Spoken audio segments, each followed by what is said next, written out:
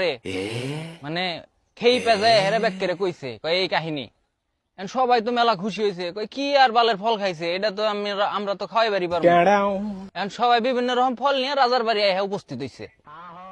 আনার পরে রাজা একটা শর্ত দিছে, কয় আমি রাত্রে যে ফলটা খাইছি স্বপ্নে, তোমরা যে ফল আনছাও এই ফলের সাথে যদি স্বাদে না মিলে তাহলে যে ফল আনছাও সেটা পুটকিতে দিমু।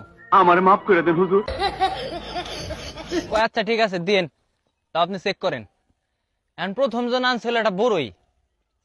রাজা এই বড়ই খায় সাথে সাথে মিলে নাই, এখন এই হালার বড়ই দিছে হালাই তো মনে করেন আস্তে করে এটা সিস্কার দিয়া চলে গেছে, বড়ই ছোট জিনিস।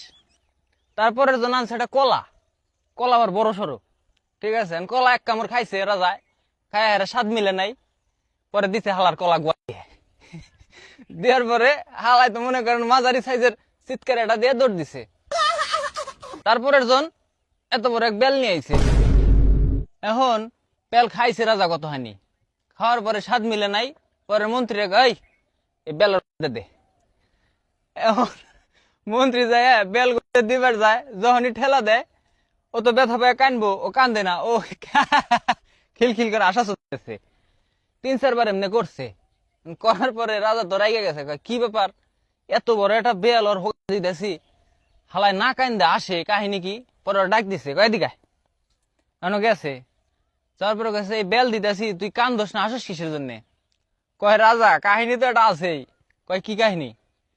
কয় আমার এত বড় বেল তাই ঢুকতেছে না, কয় আমার পরের জন্য এত বড় এক কাঁঠাল নিয়ে বসে রয়েছে, ওর ভাগ্যে কি আছে কোন তো।